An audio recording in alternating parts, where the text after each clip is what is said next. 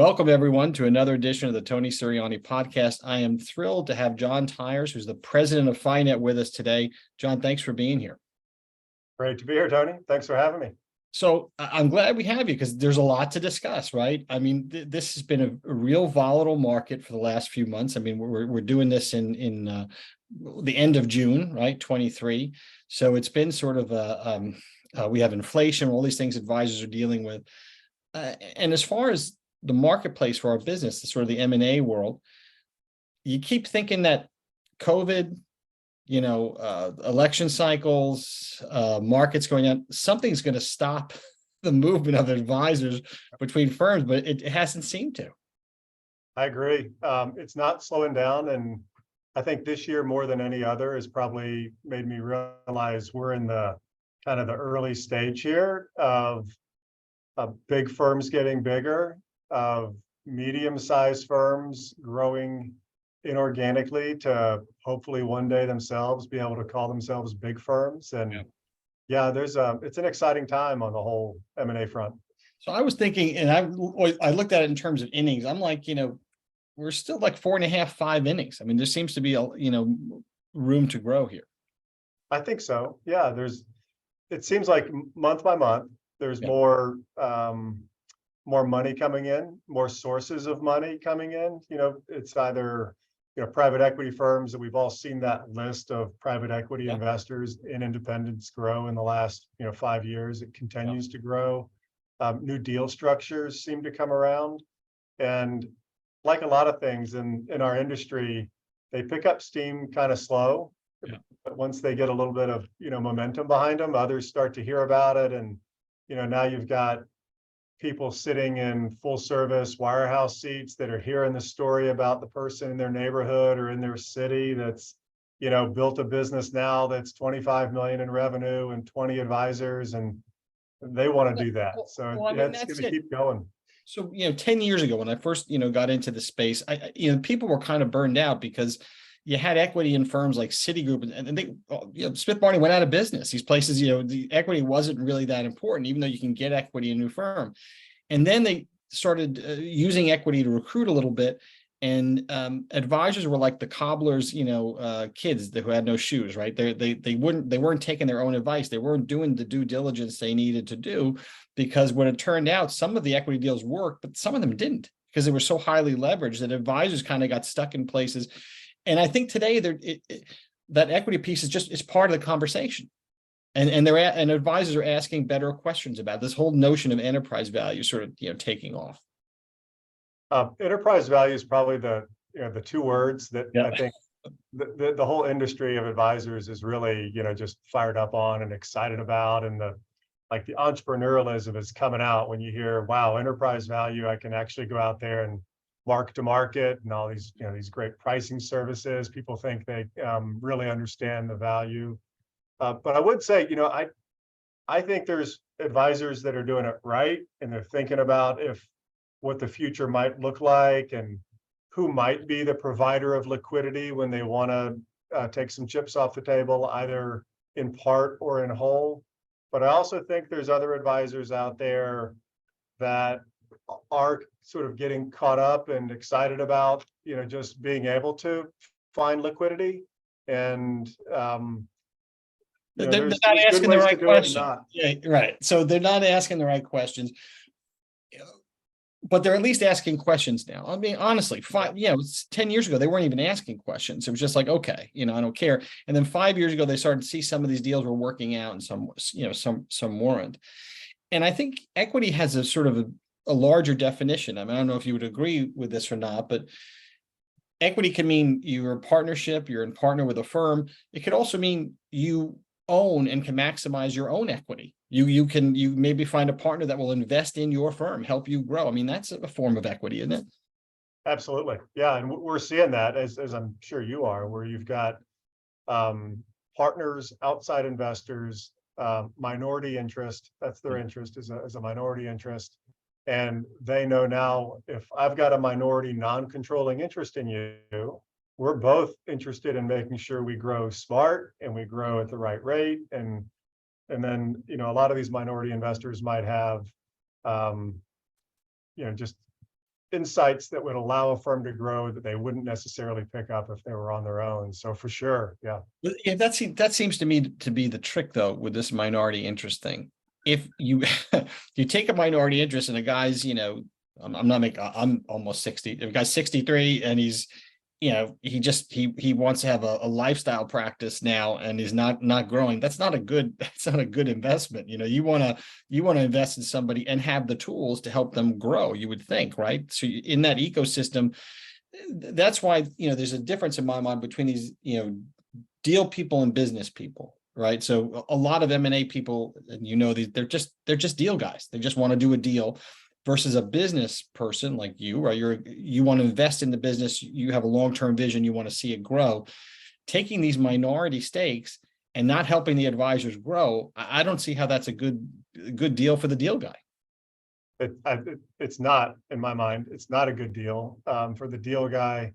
It's not a good deal for the advisor in the long run, I think, because you still are going to have to one day find that ultimate succession or the ultimate exit if you care about the valuation that you've created over time. That, like, in my mind, that's the sort of the legacy building wealth is the real enterprise value that these advisors have in their business. And I think clearly firms are doing it right. We spend a lot of time talking with firms about optionality around this topic, right? It's not simple, and there's good ways to do it, and there's probably less thoughtful ways to go about trying to grow and think about enterprise value. But yeah, it's and what I find is that business owners that want to grow, those that want to grow inorganically, they welcome the insights. They welcome talking to other practitioners that have gone through the journey, and it's really a fun conversation too. I mean, it's a fun part of the industry.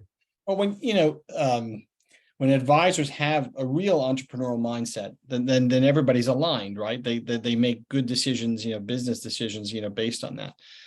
There's an element of guys, I feel like they get socialized by the large, wirehouse type firms, things where the mentality starts to become, it's like that sports mentality. When you say it's a game, I say it's a business. When I say it's a business, you say it's a game. There's that challenge, back and forth. But when you're sitting in a model like yours and you're both in an entrepreneurial bent, hey, we have the capital to help you grow. We're not, we can make this happen. Yeah, no, and from our standpoint, we see the minority investor, right, coming in and helping him being a partner.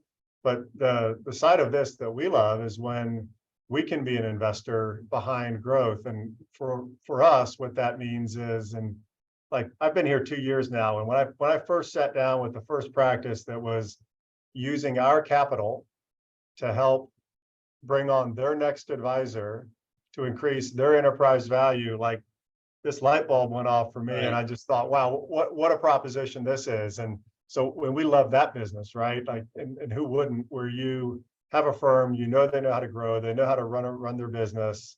And then from our standpoint, we can come in and help them add that next advisor, open that next office, bring the next team in from the competitor.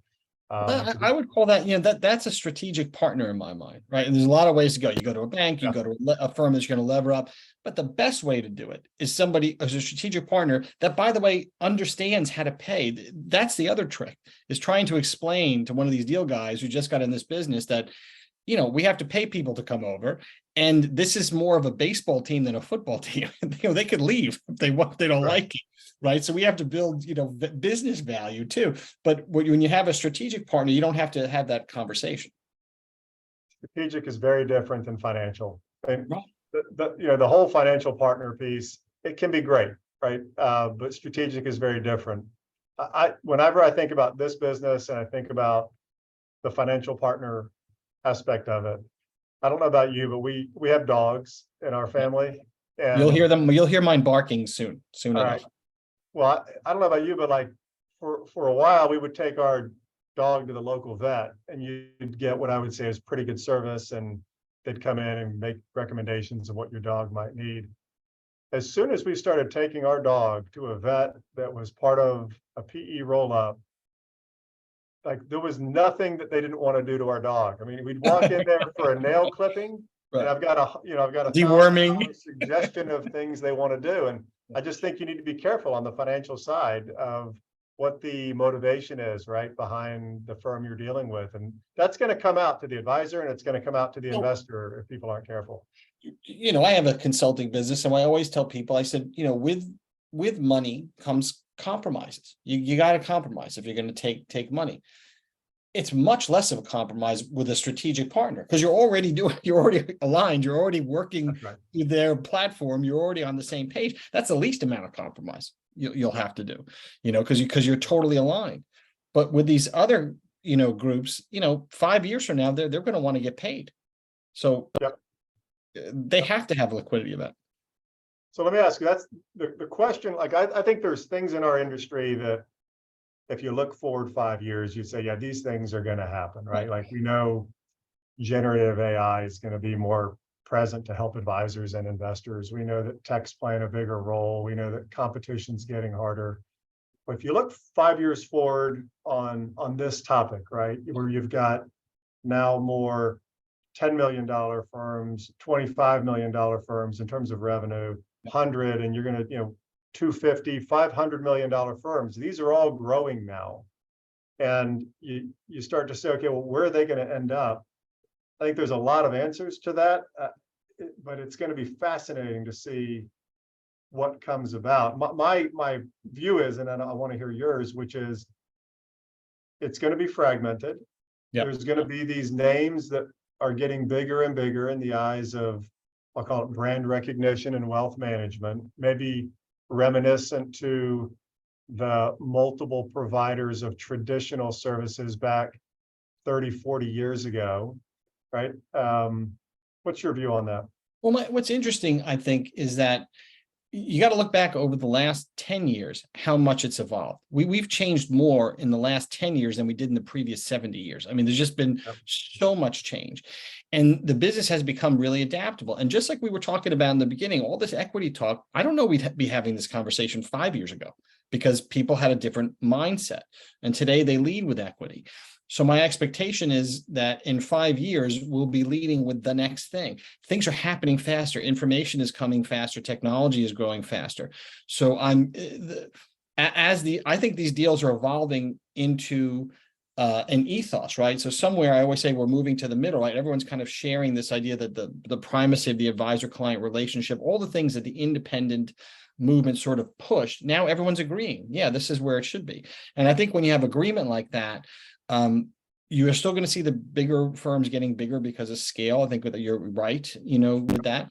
But I do think there'll be room for these entrepreneurs on whatever that new thing is in 5 years, whether they figured out some kind of new equity scheme, or they figured out something else, there'll be room for those people to sort of jump in and blossom quickly. Agreed. Yeah, I think that'll happen. And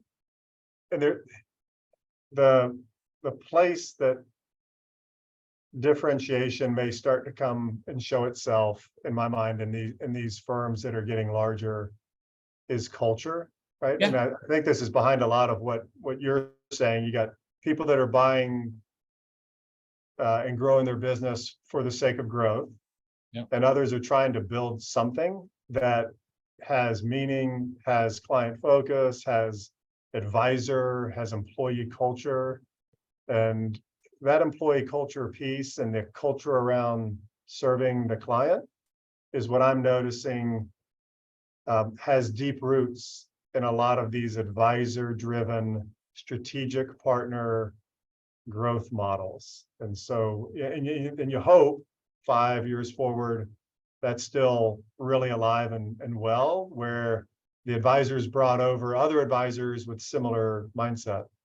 Yeah, I think kind of the cat's out of the bag a little bit, right? I mean, the emperor's got no clothes. So advisors are voting with their feet for those kind of models that fit their cultural, things. So the question is going to be, is it going to be, how you use the word fragmented? How, I think people agree generally along cultural lines, but not everybody agrees. This is good culture for you, it's not for me.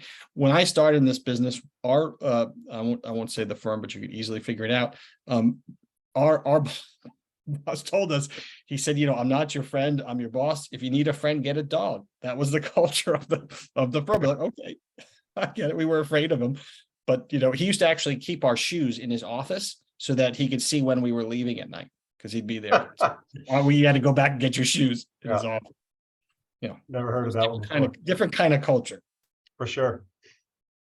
And so I think advisors will kind of, figure out for themselves where that, where the good culture that they want, is.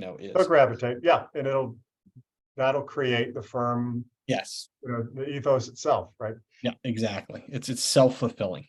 It's self-fulfilling. So in terms of, we did touch a little bit on it, and I just want to follow up with it. You talked a little bit about, firms growing, because I do think that that's a big differentiator, right? So a lot of firms, we talk about these, smaller entrepreneurial shops, certainly the minority interest people, they don't have an ecosystem typically that an advisor can plug into to help grow their business. And the smaller shops have to white label everything. They have to go out there and cobble together. So from an advantage point, FiNet has this well-capitalized firm, right? So what are you doing for folks, to help them grow? Because that does, of course, build the enterprise value faster than anything. No doubt about it. A lot of things. And so when you ask the question, I think of, we talked earlier that a lot of advisors have interest in growth because they're hearing about it from others. They hear this thing about enterprise value. That's inorganic growth, right? So I'll give you the inorganic growth answer first, which is it's at the base level education. So we've recently had 2 Fridays in a row what we called a FiNet Friday, which is where we've invited our business owners to join on a webinar like this one. Mm-hmm. And we're asking for people to join if they're interested in inorganic growth. And this could be, we've sort of segmented these firms, and we know those that wake up every morning and the owners are really actively engaged in trying to recruit and grow.